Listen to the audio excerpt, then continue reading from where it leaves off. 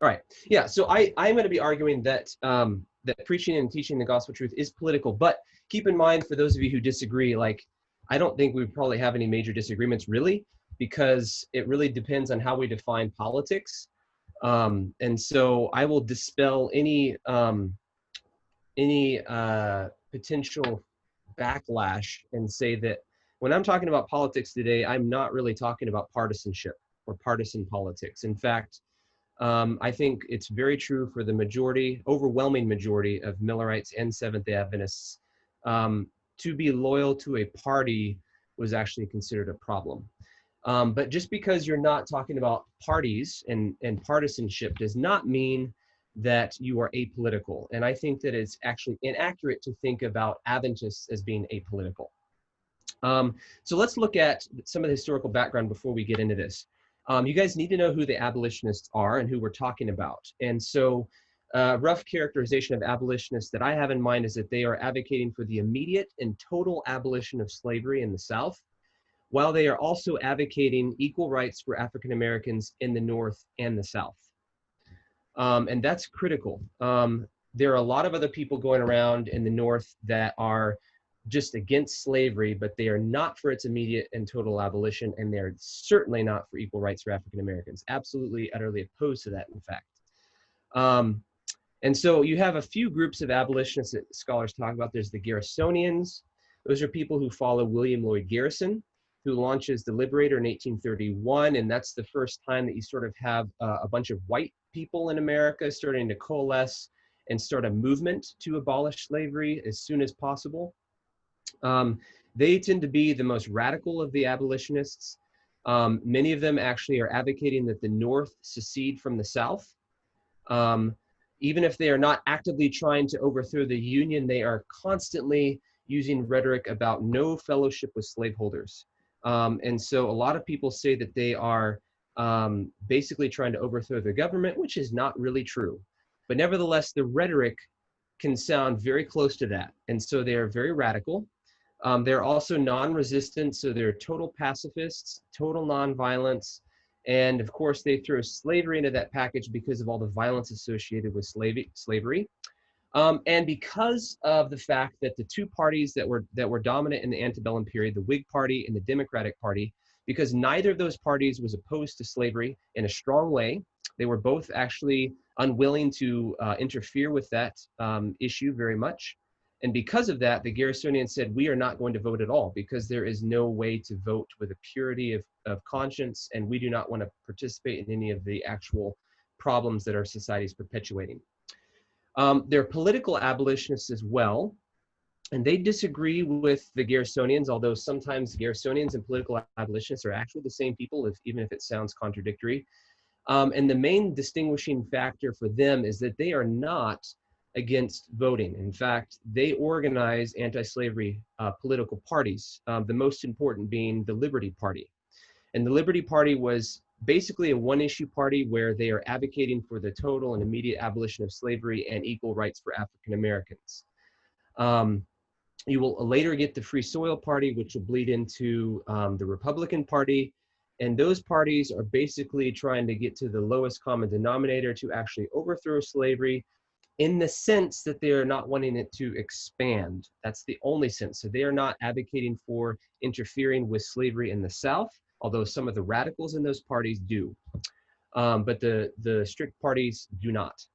You also have evangelical abolitionists. And what's important to know about this group is that they are a radical minority of the evangelical population in the North.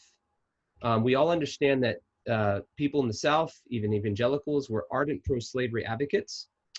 But it's also true that the evangelical majority, that's primarily we're talking about Baptists, Methodists, Presbyterians, and Congregationalists, the overwhelming majority of them, they do dislike slavery, but they are only going to seek, if they're seeking any sort of redress at all, they're only going to be seeking for its gradual emancipation, and they are absolutely against racial equality. They are segregating their churches. You have lots of discussion about the so-called Negro pew. They're absolutely against what they call amalgamation, which is what abolitionists are advocating for. And that literally means in this context that white people and black people will actually associate together meaning that they'll walk down the sidewalk together, or they will share a meal together, or they might sleep in the same room together. And the evangelical majority is absolutely against all of that kind of race mixing whatsoever. And so this is important to know. And so part of what I am finding in my dissertation research is that radical politics and radical religion typically went hand in hand. And so this is important to know. And so with that background in mind, let's talk about the rise of Millerism. And let's begin by talking about how William Miller starts advocating his theory. So he publishes his theory for the first time in a newspaper called the Vermont Telegraph. And you're actually seeing on the screen here a copy of his very first published piece. It starts over here on the first column of the Vermont Telegraph in the May 15, 1832 issue, and it's called The Prophecies of Daniel and John, number 1. And it's exciting that I actually found this because historians have been unable to find William Miller's first publications, but I actually found these in Atlanta at the Baptist Archive down there. And so we now have his very first publications. But this paper was a Baptist paper started by the Vermont Baptist Convention in 1828 in Brandon, Vermont.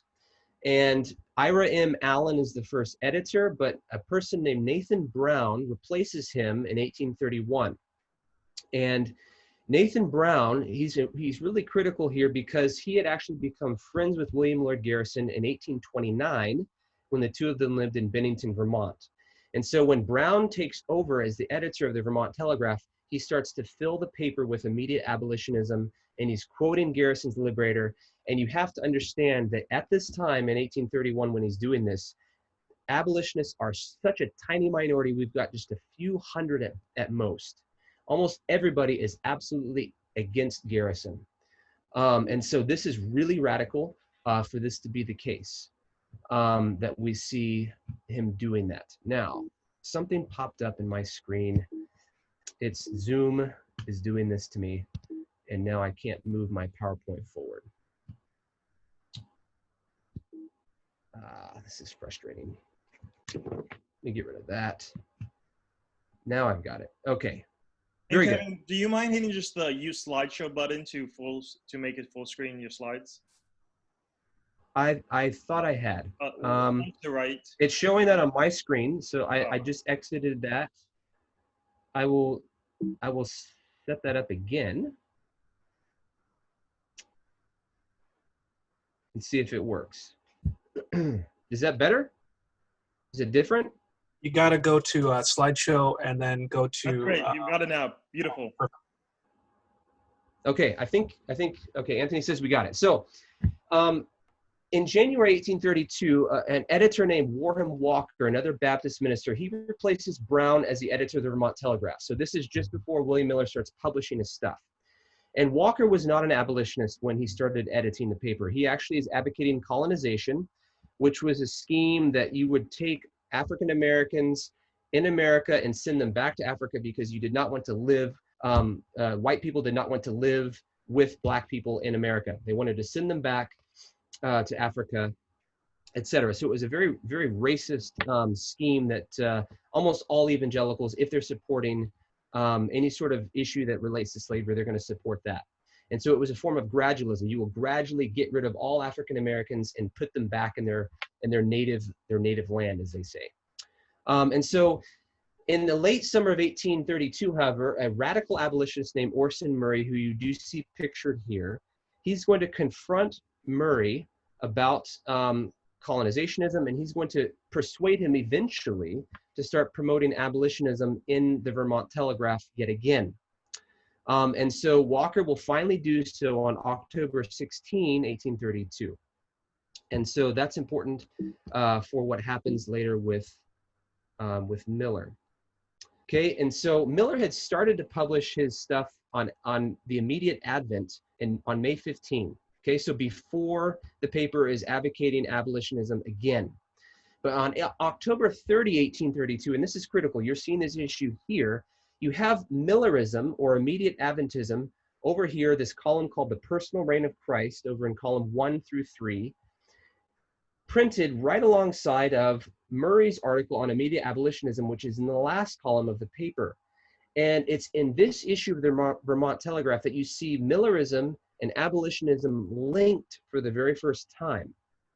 And even though it's by two different authors, this idea of them being on the same page, I mean, think about people who are reading this. They're going to be reading about Millerism and then abolitionism on the same day, potentially, if they're reading it all at once. And this is really critical.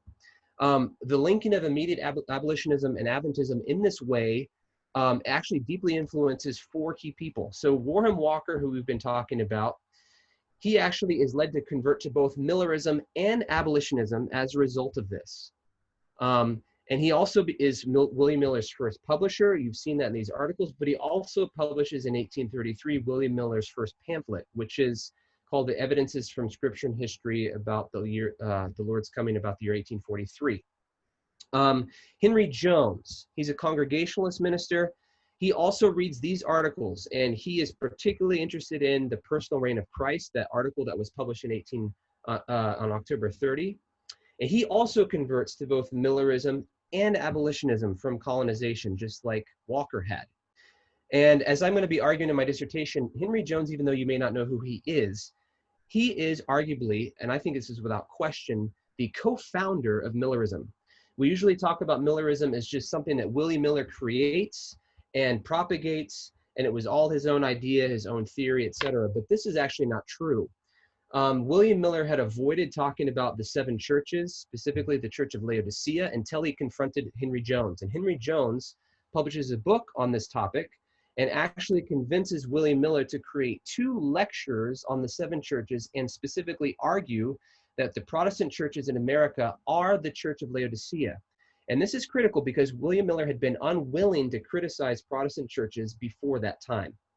Henry Jones is also the first Millerite to advocate the idea of cosmic signs, you know, the dark day that we talk about in 1780 and the falling of the stars in 1833. He's the first person to mention these things and bring them into the ideas of Millerism, that this is a sign of the coming advent of Christ. He convinces Miller of this. William Miller starts to also propagate those ideas of cosmic signs in addition. Henry Jones is also the first to talk about come-outerism, which we'll get to later. And perhaps most importantly, Henry Jones brings in literally about half of the Millerite movement in the 1830s that Joshua Himes will take from Miller and Henry Jones and bring all together into a harmonious conversation. And so we've done a huge disservice in our history by ignoring Henry Jones. He's a fascinating person. This pairing of Millerism and abolitionism in the Vermont Telegraph also influences Orson Murray, who was the one advocating for abolition. He starts to dialogue with William Miller privately. He goes to William Miller's home and sleeps in his home, and they have Bible studies together. William Miller goes to Orson Murray's home in Vermont, and they have Bible studies together there, and they're dialoguing for years. Murray's a little skeptical, but he will later, in the mid-1830s, he's going to publish William Miller's writings in the Vermont Telegraph because he becomes the editor of that paper. And he will eventually sort of become a Millerite, although he's never an orthodox Millerite. He actually advocates communism very strongly, and he blends Millerism with a bunch of other reform ideologies in that mix. And so whether or not you want to consider him a Millerite is up for debate. He is openly saying, yes, we're promoting Millerism, and yet he mixes it with a lot of other things that most Millerites don't advocate. The final person that is impacted by this exchange between Murray and Miller is Miller himself. And it's through the influence of Henry Jones and Murray that Miller becomes a radical immediate abolitionist. And that happened by the end of 1833. And he's advocating it by 1834. Critical to the rise of Millerism is the Vermont Anti-Slavery Society. It was organized on May 1, 1834 in Middlebury, Vermont. William Miller was probably there, although I haven't been able to verify that yet. And this organization was made possible because Henry Jones is going around Vermont preaching on abolitionism and Adventism in the same time, in the same lectures, and getting support to actually get enough people to organize a society. Orson Murray is also doing this as an agent for the American Anti-Slavery Society. And so both of those 2 men are canvassing, spreading abolitionism that way. And by May of 1834, they had gathered enough mass of people to where you could get close to 80 to 100 people to say, let's start a society for our state. And so several of the members of the Vermont Anti-Slavery Society were either Millerites at the founding of the society or became Millerites in the next few years.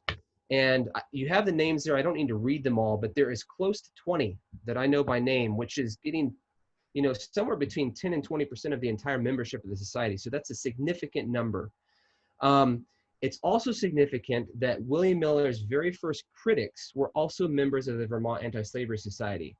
And that's because whenever you have close proximity of ideologies, people will be more motivated to react against an ideology that they reject if it's actually close to them. And so the very fact that you have so many people in the Vermont Anti-Slavery Society that are Millerites is one of the reasons why you have the people who are against Miller from the very first time, also from that society. And they are not all Baptists. Some of them are Universalists and other things. So something I've learned in my research is that every single one of Miller's publishers from 1832 through the end of the Millerite movement, they were all abolitionists. Isaac Westcott, he was one of the founding members of the Vermont Anti-Slavery Society. He becomes William Miller's second publisher. He publishes William Miller's first book in 1836. And this book reflects William Miller's mature system. As I mentioned, it shows the influence of Henry Jones. He's talking about the seven churches, the Church of Laodicea. He's also broadened his understanding of Babylon to where he's not just saying that the Catholic Church is Babylon, he's saying that also slaveholding Protestants are Babylon.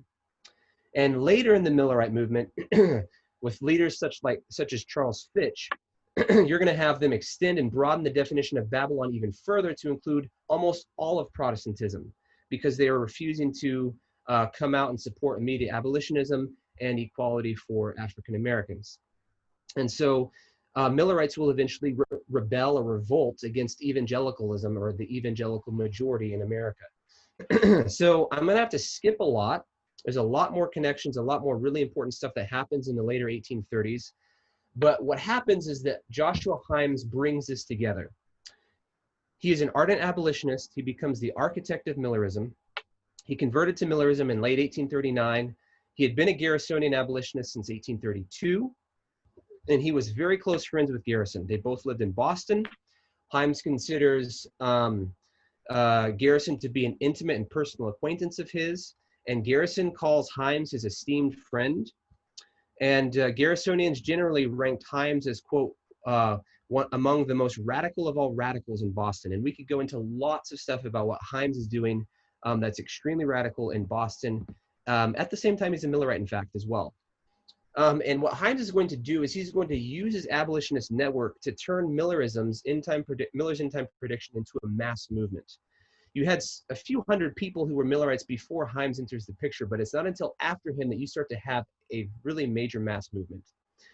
And the first abolitionists that Himes draws in are Moses Dow and Leonard Jackson. And Leonard Jackson and Moses Dow, they had a direct link to Garrison because they were the successors to Isaac Knapp. Isaac Knapp was Garrison's colleague and publisher and partner from the very beginning. And so what's really interesting here is to note that the very first press that publishes and essentially launches the immediate abolitionist movement is the exact same press, though under different management, that launches in a real sense the Millerite movement. And that should really sink in here. And you can see that this advertisement here, you've got Dow and Jackson, successors to Isaac Knapp, and they are going to be the publishers and printers for the Millerite movement. In fact, they published the first issue of the Signs of the Times, and they published the paper for an entire year if Himes himself will agree to edit the paper for free. And he does so. And then after 1 year, Himes is going to purchase the Signs of the Times from Dow and Jackson for $100, and he's going to become the legal proprietor and publisher, but they are going to continue to print the paper and numerous other Millerite things throughout the entire movement until even after the Great Disappointment. They stay with them the entire time. And as I mentioned, the location of their press is critical. It's 14 Devonshire Street in Boston. This is the headquarters of the Millerite movement. That's where they're printing all the stuff in the Millerite movement. It also is one of the headquarters of the abolition movement in Boston. It's literally about 100 yards from the Massachusetts Anti-Slavery Society office. It's about 100 yards from where Garrison is publishing and printing the Liberator. It's about 100 yards from like several other, it's like literally right next to all these abolitionist sites in Boston. But there's more going on in that physical space than just the signs being published and other anti-slavery stuff being published in that same place. It's also the location of the very first Second Advent library, reading room, and book depot. So imagine this. One of the headquarters of the abolitionist movement is also the headquarters of the Millerite movement, and all the literature that's being published by Millerites is being funneled through this abolitionist space. And that means that people are coming in to pick up their prescriptions, subscriptions. They're coming in to pay for their subscriptions. They're coming in to buy books. They're coming in to read books of both abolitionist and Millerite material. And this is something that you see repeated in other locations, and I'll mention that in a second. You also have Himes getting William Lloyd Garrison to promote Millerism in the Liberator.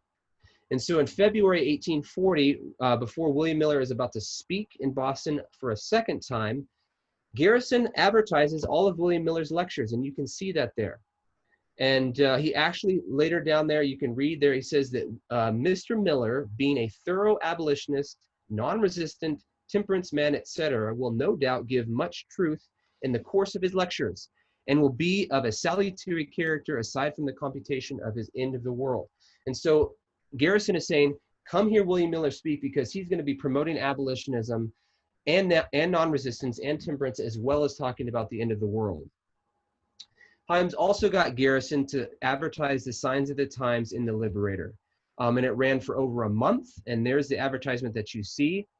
And all of these things are critical, because when you advertise through these avenues, then you have abolitionists interested in converting to Millerism, which is what happens continually over and over. So let's talk about Chardon Street Chapel. This is Himes Church in Boston. It's also one of the headquarters of the abolitionist movement. Probably about a third to half of all abolitionist meetings are held in this church during the 1840s.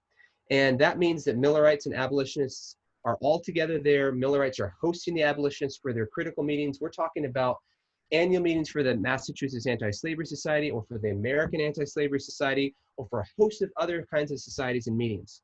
You had every kind of major abolitionist speaker come and actually speak in those walls, in that space, invited by Himes himself.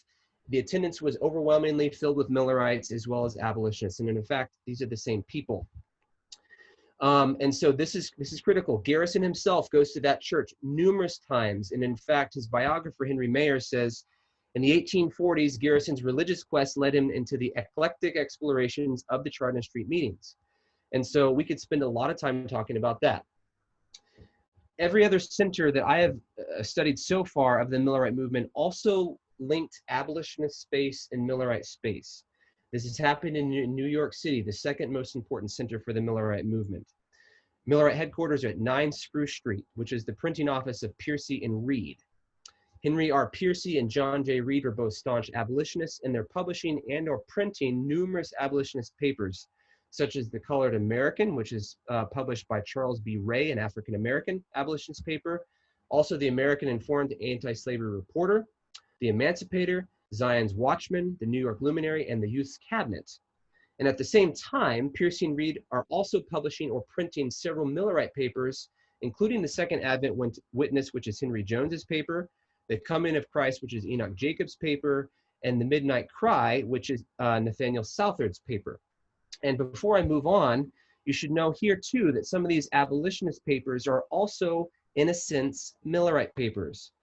Going back to the Zion's Watchman, that was published by Leroy Sunderland, who was a Millerite, I have found, and he's introducing Millerite articles quite commonly in his periodical by 1839, while he is also advocating immediate and total abolition. The New York Luminary was an abolitionist paper started by the Methodist Protestant denomination. And in 1842, Enoch Jacobs becomes the editor of that paper. And as I mentioned, he's editing the Coming of Christ, but he also is introducing Millerism very frequently alongside with Abolitionism in the New York Luminary. And the Youth Cabinet was edited by Nathaniel Southard. And it was the only abolitionist paper for children. And in 1839, he starts to introduce Millerite stuff by publishing several articles, a whole series of articles on the Second Coming by Henry Jones. And so Henry Jones is the sort of the tie that binds all of New York together, which is where he lives. And he brings in all of those people into the Millerite movement, which are very important leaders.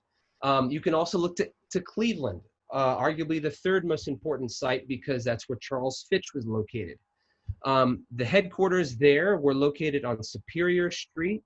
That's where the Second Advent Depot was that Newell Bond was operating. And that's also, that same exact place, that same exact office is also one of the publishing offices for the Ohio American, which is a liberty paper established in Cleveland in September 1844. The publisher of that paper was T.H. Smead, and he also, at the same time, is publishing the Second Advent of Christ, which was edited by Charles Fitch. And he's also publishing at the same time a third paper called the Declaration of Independence, which is another Liberty Party paper. And so what you see here in Ohio and in Western New York and in Michigan and other parts of New England as well, you see that numerous Millerites are actually members of the Liberty Party and some of its most staunch advocates. Newell Bond is a Liberty Party leader, and that paper is being started in September 1844 in his office shortly before the Great Disappointment is going to happen. And it is because of Millerism, to a large degree, at least in many regions, that the Liberty Party had its highest number of votes in 1844 in its entire history. You can look at Summit County, Ohio, and they're excited because they had 50 Millerites join the Liberty Party shortly before the election, which increased the numbers of Liberty Party men in that county by about 80%. And so this is how important the Millerite movement was to the Liberty Party's history, but it's never been noted by historians before. And I'm still working on connecting the dots here. Now, let's get to Seventh-day Adventism. All of this is important because Seventh-day Adventists, of course, come out of the Millerite movement, and they're very much on board with all of the ideology that we've been talking about. There are many things I could be talking about. Millerites and Adventists are heavily involved in petitioning campaigns. They're also involved in other sorts of political activities, but I'm going to talk about the Underground Railroad very briefly, and I'm going to talk about their preaching and their printing work, because I want to focus on ideologies, because we're going to talk about this in the context of Sabbath school.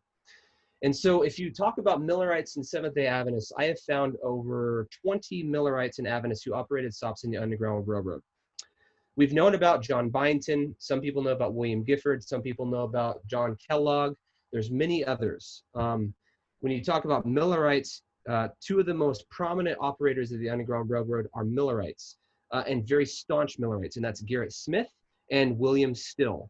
And William Still is a lifelong Adventist. He never accepted the Seventh-day Sabbath, but nevertheless, he becomes a lifelong Adventist. He continues to contribute to Joshua Himes' papers well after the disappointment, through the Civil War and beyond, and activities in support of helping the freedmen after the war's over. Why are Adventists willing to do this? Why are Millerites and Seventh-day Adventists willing to do this? They're actually willing to disobey federal laws for one reason. They believe that these laws contradicted the laws of God. And so if you're going to put them side by side and you're going to choose between them, Adventists say you must go with the laws of God, even if it means you're disobeying the laws of the land.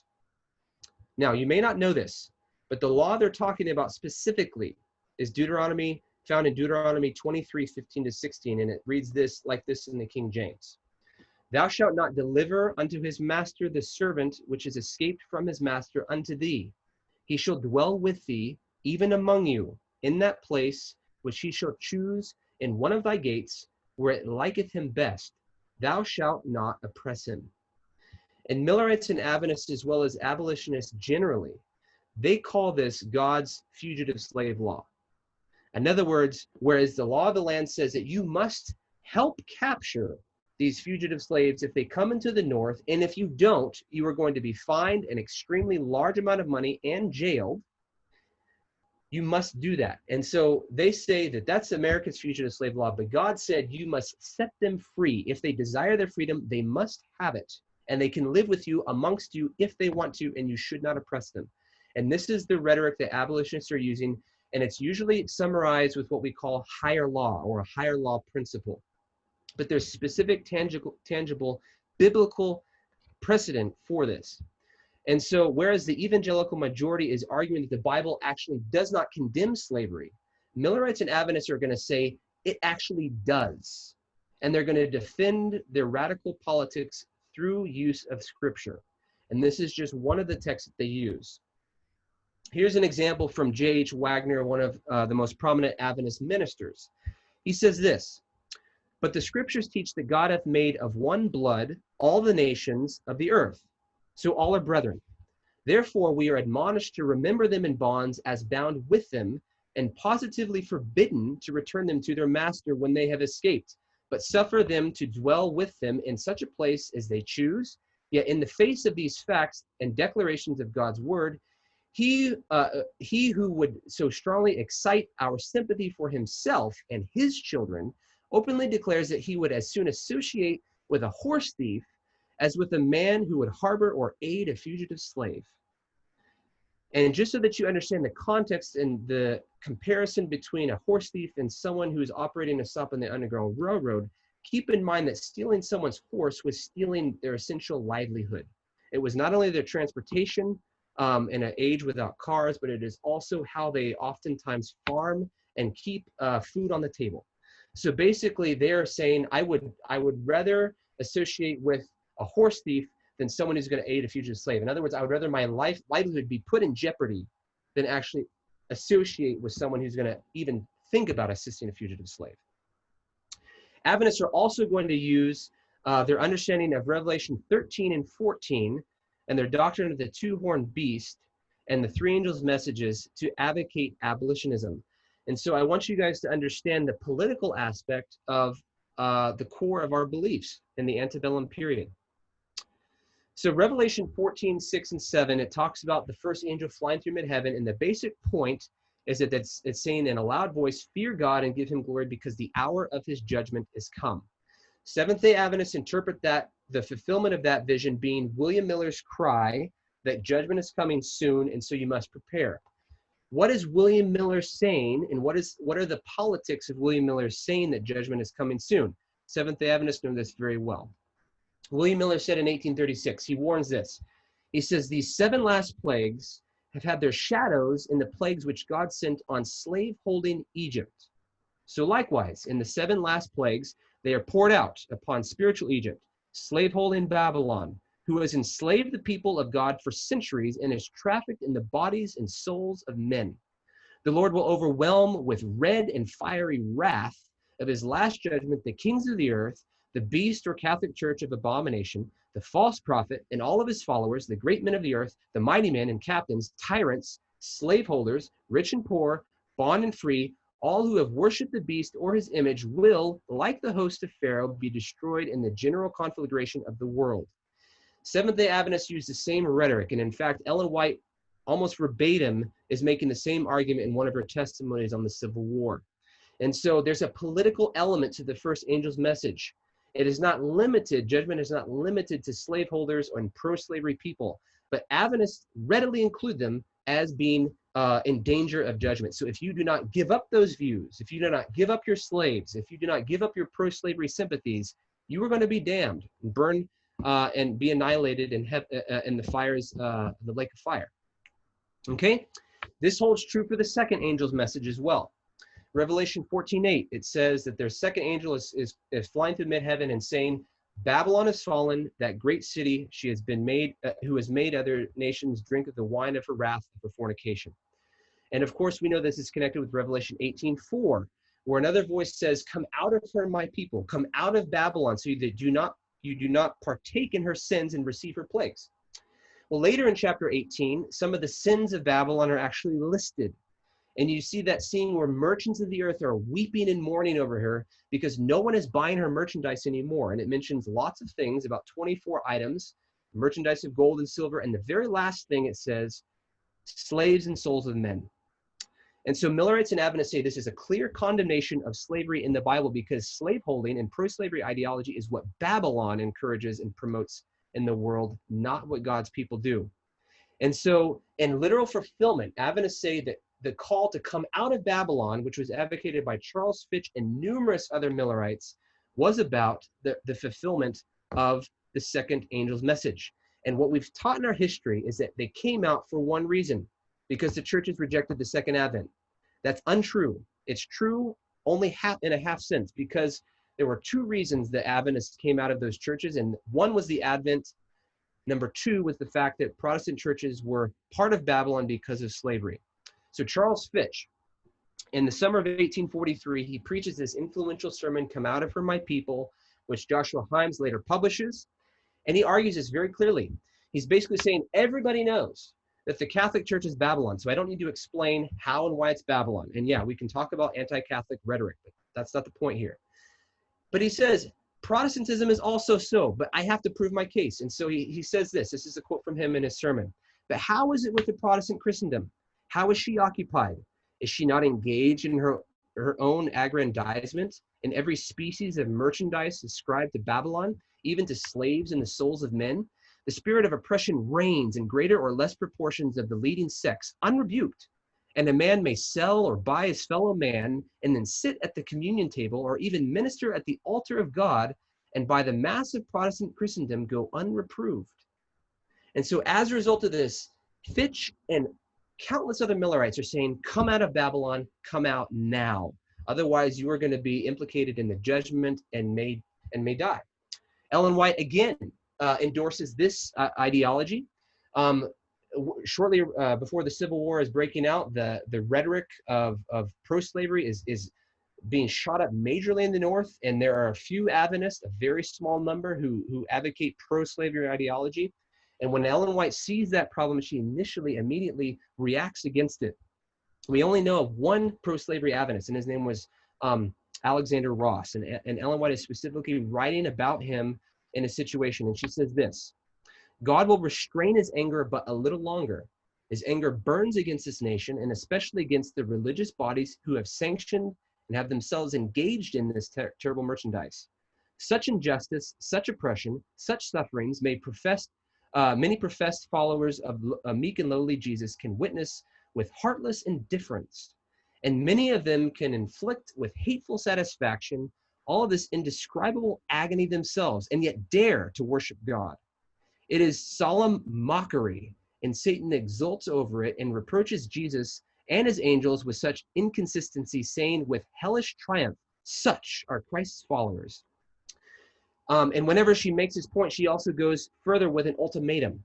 She continues, but as you have publicly given to your sentiments, notwithstanding all the light given, this is writing to Alexander Ross, it will be the duty of God's people, unless you undo what you have done, to publicly withdraw their sympathy and fellowship from you. In order to save the impression, we must go out in regard to us as a people, to let them know that we have no such ones in our fellowship and will not walk with such ones in church capacity. So Ellen White is saying, even though the second angel's message has been fulfilled in the come-outerism that happened in the 1840s, she says we must continue to come out of Babylon, and if Babylon infiltrates our church, we must disfellowship that part of our church and get rid of it. And so she is definitely advocating the second angel's message in this testimony here. The third angel's message is also very intimately linked with abolition. And so in this message, the third angel is going out with a loud voice and say, if anyone worships the beast in his image and receives his mark or his forehead on his hand, then basically judgment is coming. We don't need to read the whole thing. But critically important to this is you have to know who the beast and his image are that are making people receive the mark on their hand and forehead. And that answer was given in Revelation 13, which is why Adventists link Revelation 13 with the three angels' messages. And Revelation 13 talks about that beast coming out of the earth that looks like a lamb but speaks like a dragon. And it's going to cause people to worship the first beast and to create an image to that beast. And then that image is going to cause both small and great, rich and poor, free and bond to receive a mark on their hand and on their forehead. And so therefore, it is intimately connected with this third angel's message. And so they are going to preach this on and on and on. And it is a core of their doctrine. Here are some of the pictures that they use to describe that image. And what they're doing, this is something, they're creating a doctrine here that has not been part of the Millerite movement, okay? And so notice how they're picturing this image. It's a ferocious beast, but it's also composed of a leopard's body, a lion's head, and a bear's feet. And the first images there have a sort of hog snout, which is, I actually don't know why that's there. It's very interesting though. And they're getting that imagery because of the first beast described in Revelation 13, which is described as having the body of a leopard, the head of a lion, and the feet of a bear, which is an echo back to Daniel and the sort of a combination of all of the four beasts that are described in Daniel 7 and 8. And so they're actually saying that this is how the second beast coming from the earth should be depicted, because it becomes an image of the first beast.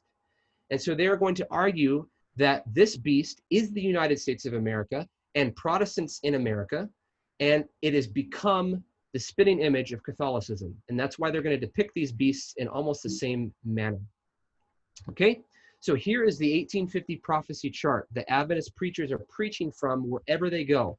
And you can see sort of in the near the bottom, in the middle of that chart, you have that image of the two-horned beast, the image of the papacy, and it says in fine print there that it represents republicanism and Protestantism.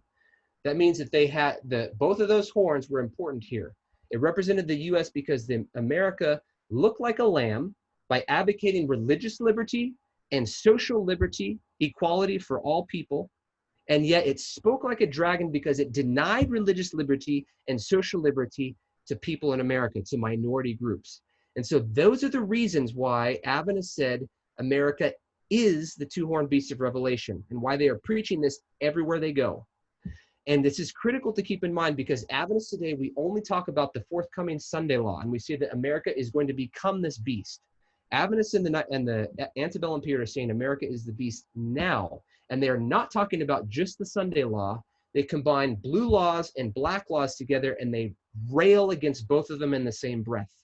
And so America is the beast, not just because a Sunday law is coming, but because certain racial minorities are being oppressed, as well as religious minorities. And they developed this doctrine. It wasn't part of the Millerite movement. They developed it in direct response to the fugitive slave law. And so I have a timeline here that just sort of illustrates that. So January 1850, a senator from Virginia named James Mason, he's going to advocate and promote this idea of a fugitive slave bill. Henry Clay is going to add to it a set of compromise measures in February. And over the next 9 months, everyone is debating this fugitive slave bill in Congress. Okay? In the late summer of 1850, numerous anti-slavery societies are going to be held. They're against the fugitive slave law. They're going to hold all of these meetings in the late summer. One of those, the most important and the biggest one, the largest, was held on August 2, 1850 in Cazenovia, Madison County, New York, this anti-fugitive slave law convention. It's advertised in the Liberator and numerous other abolitionist papers.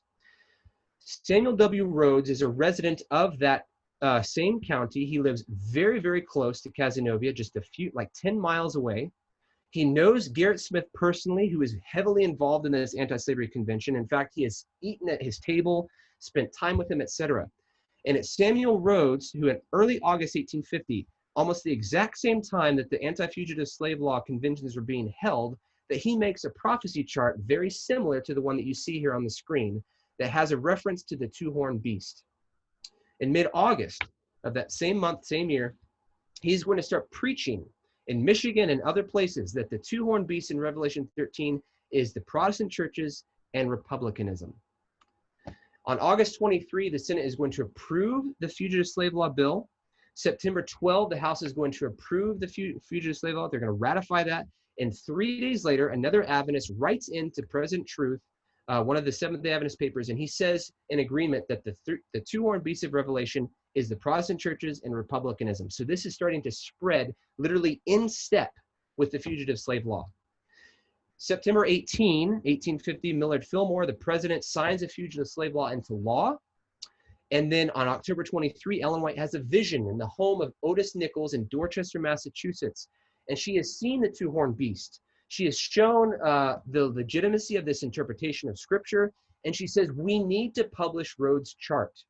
And so in January 1851, Otis Nichols borrows the chart from Samuel Rhodes, and he publishes the chart that you see here on the screen. And it's ready for distribution. And throughout the 1850s, every Adventist minister is using this chart to preach Seventh-day Adventist message. And so to highlight just a few of the ways that they actually argue this, Jan Loughborough writes this in 1853 about the image of the beast, in other words, about the two-horned beast. And he says this, but before we get to it, notice the image on this screen. I'm super excited about this because I found this and it had been overlooked by historians, but this image makes it super, super clear. You see the two-horned beast there with one chain tied to a back leg that says slavery and another chain tied to the other back leg that says creeds. You see the telegraph lines going across the sea and the first beast coming out there that has that lion head and the 7 heads and 10 horns. You also see the train in the background. And so whereas all Americans, virtually all Americans are arguing that the train and the telegraph and all this technology is making America great, expansionism, we're expanding out further west, we're clearing out the uncivilized Native Americans, we're getting rid of all the peoples that we don't want, we're making America white. Adventists are saying the exact opposite. They're saying the trains, the telegraph lines, all these technological aspects are symbols of oppression. They are causing slavery of both a religious nature and a social nature. And even though Adventists are not against trains and telegraph lines, of course they'll use them, nevertheless they're saying this is a symbol of how America is this awful, horrible two-horned beast. And you see this not just graphically depicted, but also in what they're arguing in their sermons and what they publish. And so Loughborough says this in 1853. He says, this government allows men to worship God according to the dictates of their conscience, but they bind men's consciences on other subjects. And why not on Sunday observance?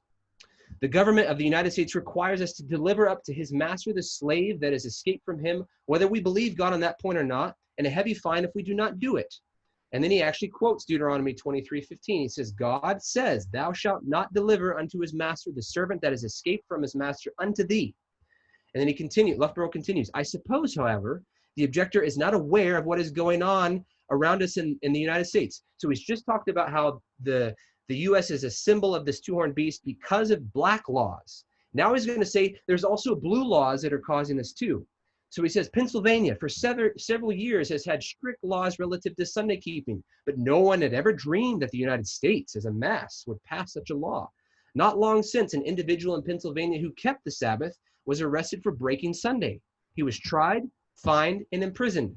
And then he goes on and says a lot more about that, but then he ends and it says, suffice it to say, we doubt not the image makers will complete their image. And so you can see how Adventist ministers are tying antagonism to blue laws and black laws together as they're preaching the gospel, as they're preaching the message. Uriah Smith has this wonderful poem, huge poem, called The Warning Voice of Time and Prophecy. And he has this great line about slavery. He says, millions that groan beneath oppression's rod, beneath the sin-forged chains of slavery, robbed of their rights, to brutes downgraded, and soul and body bound to others' will. Let their united cries and tears and groans that daily rise and call aloud to heaven, for vengeance answer, let the slave reply. O land of boasted freedom, thou hast given the lie to all thy loud professions fair, of justice, liberty, and equal rights, and thou hast set a foul and heinous blot upon the sacred pages of liberty. And whilst thou traffickest in the souls of men, thou hurlest defiance, proud, in the face of heaven, soon to be answered with avenging doom. Very, very much against slavery. And I'm going to end this with this last bit from another Adventist leader named Edwin R. Seaman. And he rages in the Review in 1854 in response to the capture of Anthony Burns, who was recaptured in Boston. He was a fugitive slave, and they finally were able to capture a fugitive slave and return him back to the South. And Seaman and other Adventists are livid about this, and he rages against this in the Review, and he says this: a man made in God's own image is torn from friends and society and all that is dear in life, and dragged back into slavery by the power of that atrocious bargain, the fugitive slave law. All men are created free and equal and endowed with certain inalienable rights, among which are life, liberty, and the pursuit of happiness. If this nation would not be the most hypocritical nation on the face of the earth, it should amend this declaration thus: all white men, and he does emphasize the word white himself, all white men are created free and equal, etc. Has not this two-horned, lamb-like beast corrupted the commandments as well as the Roman dragon? And so to go back to our question, is preaching the gospel a political act? I think for our pioneers, it definitely was. But it is not a partisan act. They're not telling people how to vote. They're not advocating for a certain party. But you cannot avoid society if you want your sermons and your rhetoric to mean something. If you're going to have meaning in society, you have to touch on political issues, and you have to speak out against oppression. And that's what our pioneers did, speaking out against both black laws and blue laws in the same breath. And that is what creates and maintains the core of Adventist belief in the three angels' messages. All right, we can move on. Thank you so much, Kevin. That gives a lot to think about and talk about. And so I'm going to head and move us into small group discussion time now. So I'm going to break us up into some small groups, and we'll come back in about 10 to 15 minutes to maybe have some Q&A if you're okay to stick around for a little bit longer, Kevin. Sure. So I'll go ahead and move us into the small groups now. I'll give us 10 to 15 minutes to talk about this presentation, reflect on it, and maybe some of the implications for the church today. And then we'll come back and have some time for further discussion.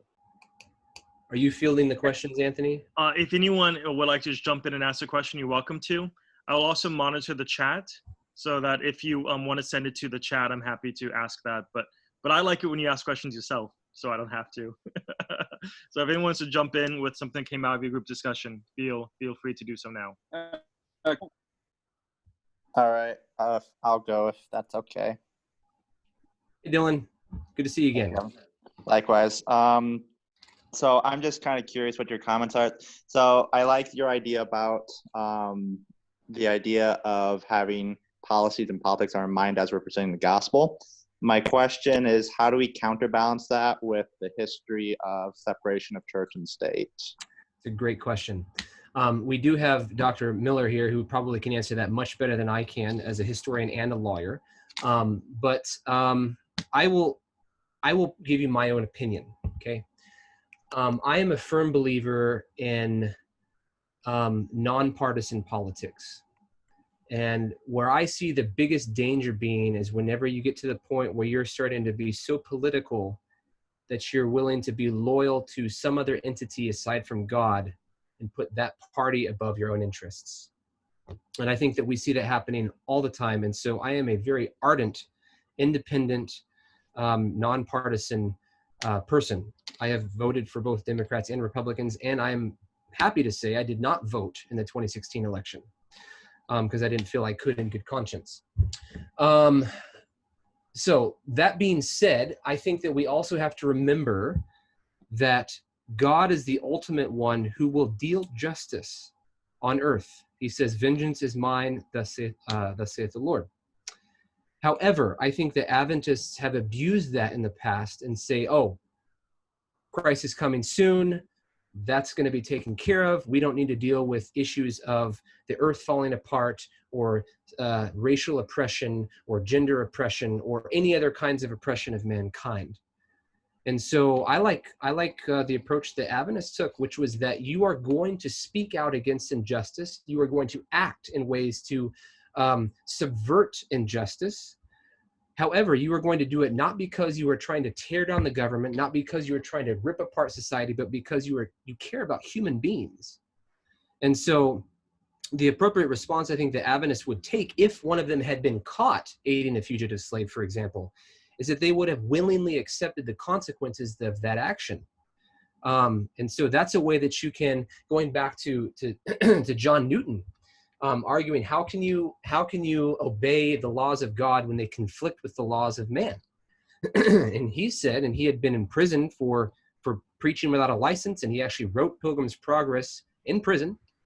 He actually said you can obey the law of God and the law of man in two ways simultaneously. He's worried about Romans 13. And he says, whenever the laws of the land are in harmony with the laws of God, there's no problem. Just obey both, okay? That's no big deal.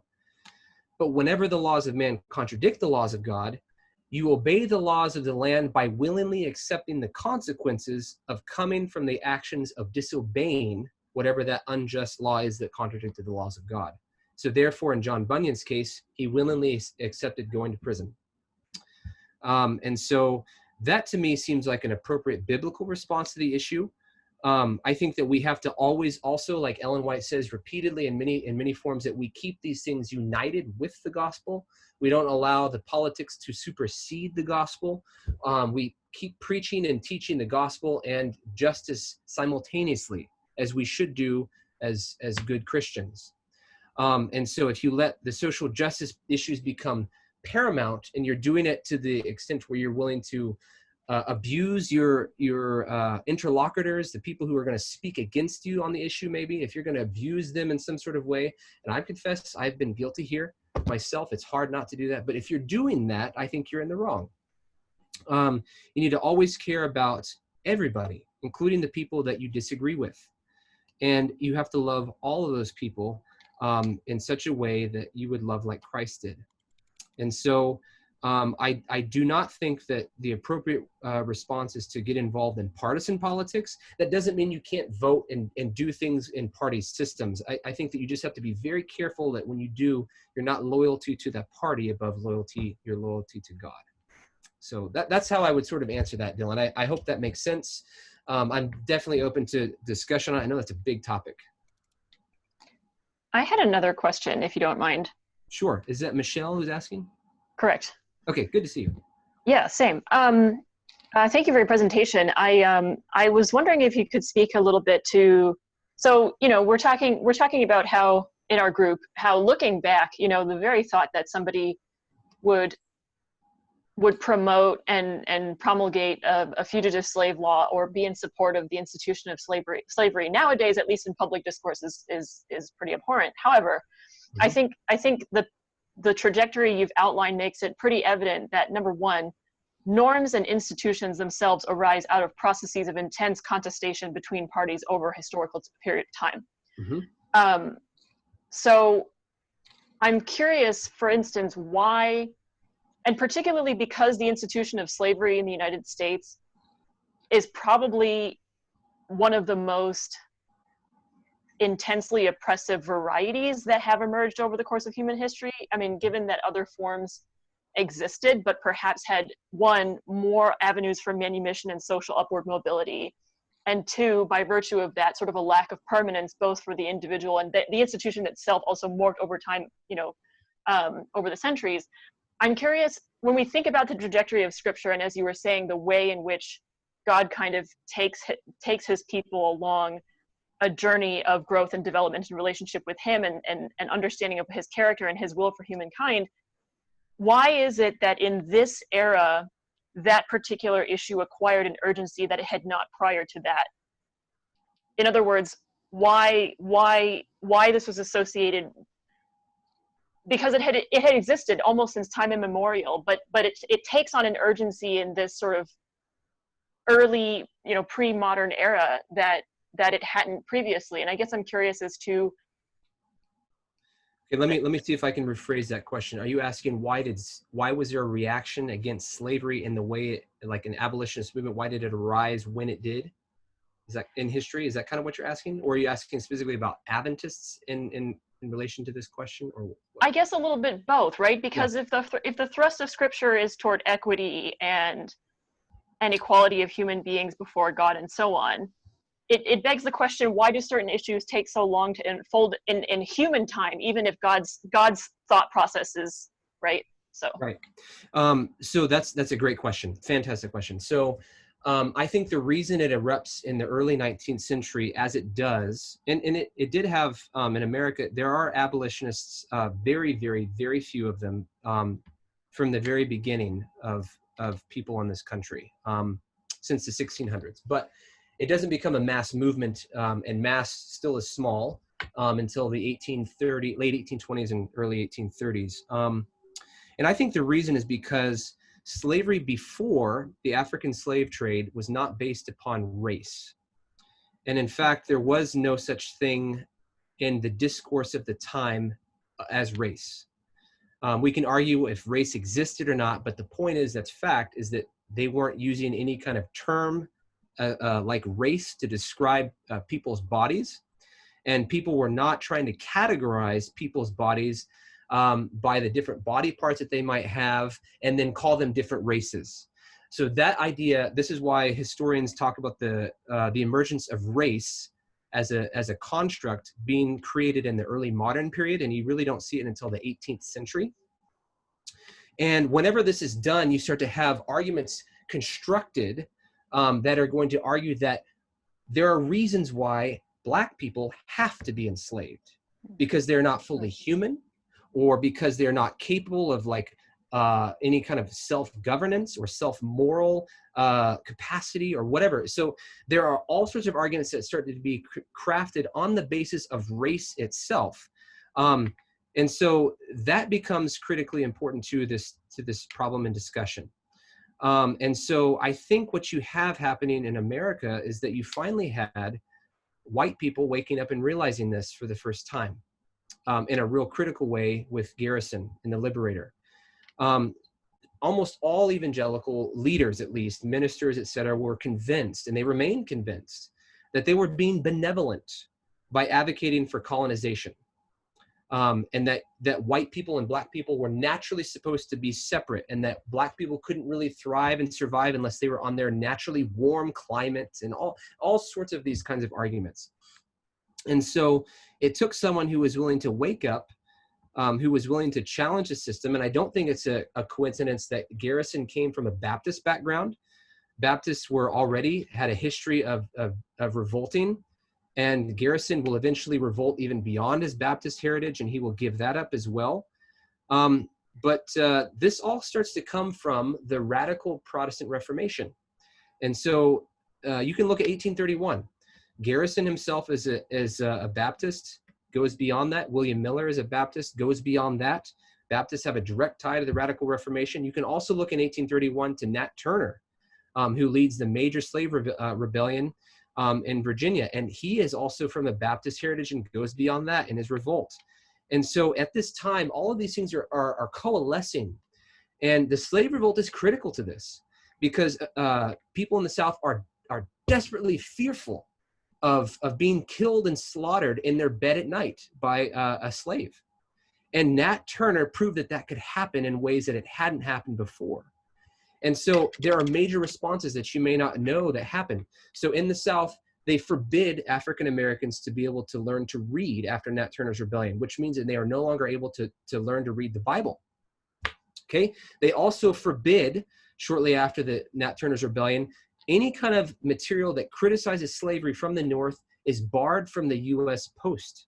And so it becomes illegal to send abolitionist material to the South.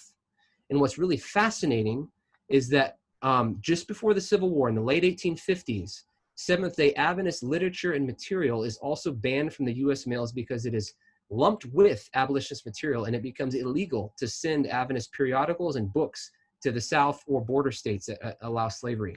And some of our ministers were also threatened with imprisonment and fine when they were preaching Adventist doctrine in the South.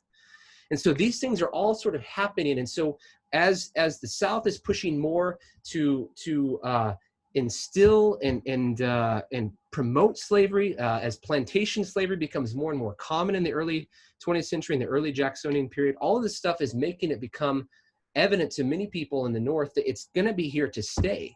The South is not willing to give this up. Gradual emancipation is never going to work. It's a racist enterprise because they just want to separate white people from Black people. And so there has to be another solution. And so there is a lot of things going on that just sort of align at this precise moment in the early 20th century to create the abolitionist movement. And the Millerite movement literally becomes part of that. And I think it is actually fundamentally true now that I can argue and say that the Seventh-day Adventist movement, the Millerite movement, would have never existed without the abolitionist movement. That's how fundamentally linked the two were with one another. And so I view the two questions you have as having basically the same answer. So maybe I can slip in a final question.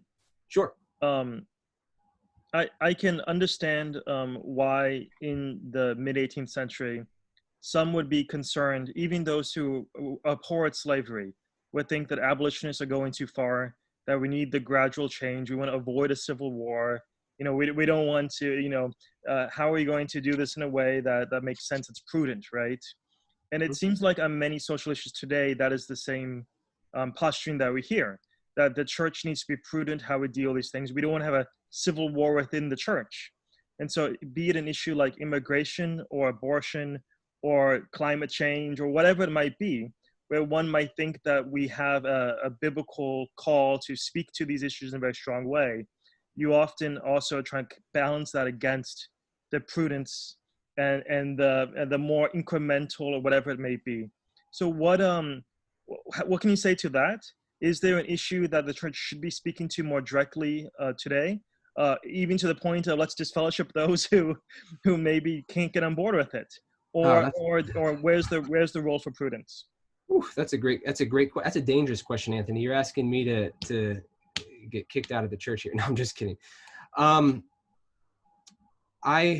have a deep pain in my heart for the way that the Adventist Church is treating immigrants today, personally.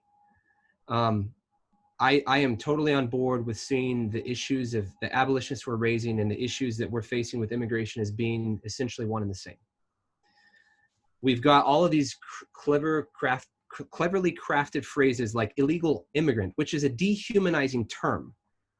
And we talk about it being illegal to let them come to this country in an undocumented type of way.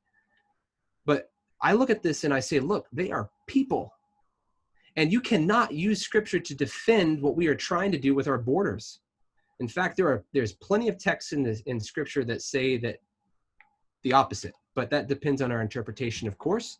But there are many texts that talk about how the alien should live among you as your brother, and you should not oppress them. And yet that's what we're doing. And even more deeply than that, how we're treating the immigrants that come in this country in an undocumented way with ICE raids and you name it, creating fake universities and luring people to try to join so you can extradite them out of the country because you feel like they're trying to stay here illegally, all sorts of injustices that are happening over this issue. Think about what they're doing to violate the other commandments of God. We're breaking apart families. We're separating wives from their husbands, children from their parents. This goes against every fundamental aspect of Christianity. And so to do this and say we're just following the law, give me a break. I'm sorry, I don't want to hear that because it makes me angry to hear that. Yeah, I don't want to have it open. I'm not advocating for open borders necessarily, but we have to find a more just way to treat human beings. And if you want this to come closer to home, let this little fact sink into the heads of people who disagree. Sorry, I'm getting more, I'll calm down, calming down. From Central America, religiously speaking, the majority are coming from a Catholic background. Do you know the second highest number, religiously speaking, from that area that are coming into this country in an undocumented way? They're Seventh-day Adventists. This is a very personal issue. We're not just doing this to fellow human beings. We're treating our brothers and sisters in Christ. And I don't even think we need to pull the Adventist card here, but I'm doing it to just make my point. We're treating them in such an inhumane way. I think our pioneers would be utterly appalled at what we're doing right now. And I'm talking about the majority. I know there are many, many solid Adventists who are speaking out strongly on this issue. And what breaks my heart is whenever you see someone suggesting something legal, to suggest something like letting our churches become sanctuary churches, which is a legal thing to do. Whenever we have people rising up and damning that, why? You're not breaking the law. You're taking care of human beings. Why are we doing that? And this is utterly and totally connected with the issues of race. Look at how we have handled immigration from the beginnings of our history, from the moment we closed our borders in the late 1800s, okay? We used to have open borders in this country, by the way, for people who didn't know that. But whenever we closed them in the late 1800s, we're willing to accept only certain kinds of immigrants. And so the idea of brain drain is critical here.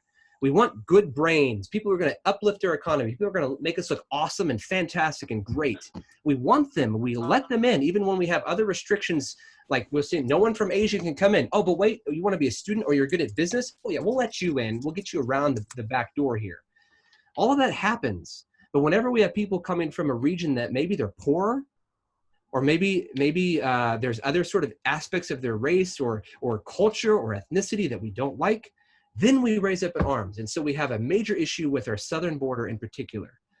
And so I've said too much, Anthony, and I could say more, but like I think this is the clearest issue. If we were going to draw a parallel and a connection from our 19th century pioneers and their treatment of the issue of slavery and loss of rights for human beings, I think we have to consider the issue of immigration a lot more carefully than we have. There again, feel free to disagree, but... Kevin, would you be willing to have a closing prayer for us? I will. And Anthony, I will say too that I'm willing to stick on here if anyone else wanted to say if that's okay. Yeah, we typically linger for those who like to. I just want to give permission for those who want to get outside or have a Sabbath lunch to do so. That's fair, and my wife probably wants me home too. But yeah, let's have a word of prayer. Heavenly Father, I want to pray that you be with us and guide us as individuals, as well as a community of faith. Help us to think more carefully about the politics that we adopt. We all are political in some way, shape, or form. Help us to think more carefully and more biblically about what it means to be your ambassadors in this land, in this world. Help us to treat people as you treated them, God. Help us to be unashamed of your gospel. Help us not to turn into some ardent, bashing critic that's going to do more damage than good, but help us to care for your creatures. Help us to care for humanity, for the earth, for the animals that inhabit this place with us. Help us to be good stewards like you asked us to be from the very beginning. I pray that you give us wisdom, give us patience, give us a loving heart, a discerning spirit to where we can know how to serve you until you come again. Amen. Amen.